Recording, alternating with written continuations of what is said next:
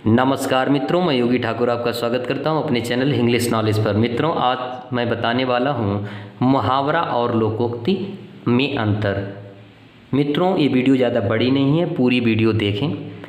आइए स्टार्ट करते हैं। मुहावरा शब्द अरबी भाषा से है। मुहावरा और लोकोक्ति में क्या अंतर है, ये जानने के लिए पहले तो आप नोटबुक और पेन पकड़ कर बैठें, जो कि बात कोई मिस ना हो जाए, हर बात नोट करते चलें। ठीक है। तो मुहावरा जो होता है वो एक ऐसा पद या वाक्यांश होता है जो कि एक वाक्य के अंदर रखा जाता है। और मुहावरा शब्द अरबी भाषा से है, ये भी नोट कर लें। मुहावरा किस भाषा से? अरबी भाषा से है। आइए इसका मेन पॉइंट जरूर लिखिएगा।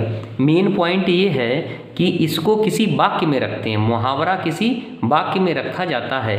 मुहावरा किसी वाक्य में रखा जाता है, जबकि लोकोक्ति खुद में ही एक वाक्य या वाक्यांश होती है। आइए, जैसा कि यहाँ पर लिखा है लोक प्लस उक्ति, यानी लोक और उक्ति जोड़ा तो क्या बन गया? लोकोक्ति। और मुहावरा कुछ शब्द होते हैं, आपको अगर देखोगे तो एक दो से अधिक मिलेंगे, दो या दो से अधिक शब्द जरूर होंगे।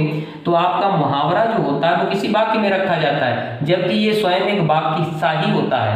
वाक्य सा इसलिए बोल दिया, तो कभी तो पूरा वाक्य होता है, कभी एक वाक्य का अंश होता है, लेकिन वाक्य के अंदर कभी नहीं होता है। लोकोक्ति कभी किसी वाक्य में नहीं रखी जाती है, जबकि मुहावरा किसी वाक्य में रखा जाता है। मुहावरा का प्रयोग होगा तो वाक्य के अंदर होगा मुहावरे का प्रयोग, और लोकोक्ति स्वतंत्र रूप से, मुहावरे का स्वतंत्र रूप से प्रयोग नहीं है। आइए एग्जांपल्स देते हैं आपको, जैसे खेत रह जाना।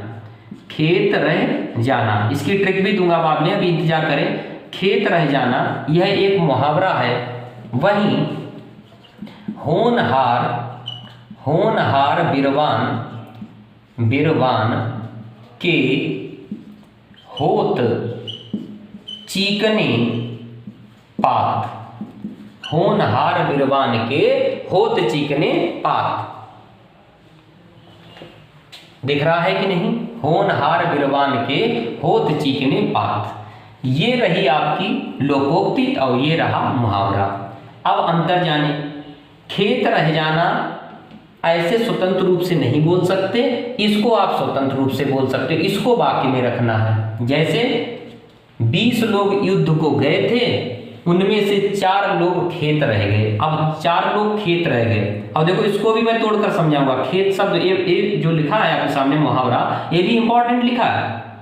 अब देखो, इसमें खेत शब्द पहले उठा लें।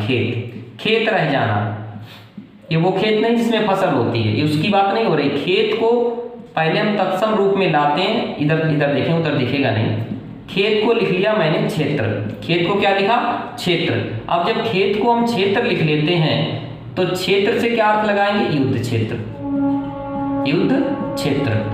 भाई, जब बात चल रही है युद्ध की तो क्षेत्र को तो युद्ध क्षेत्र है, शार्ट में क्षेत्र लिख दिया, लेकिन बात हो रही है युद्ध क्षेत्र की। अब आप ही बताओ, 4 लोग अगर युद्ध क्षेत्र में रह गए हैं तो वो सुस्ता तो नहीं रहे होंगे।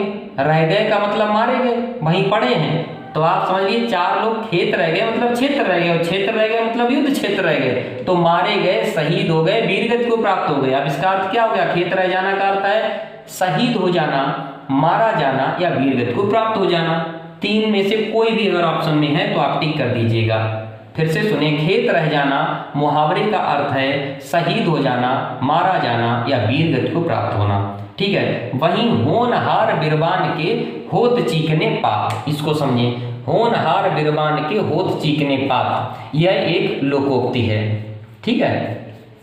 आइए, होनहार बिरवान के होत चीकने पात, इसका अर्थ जाने।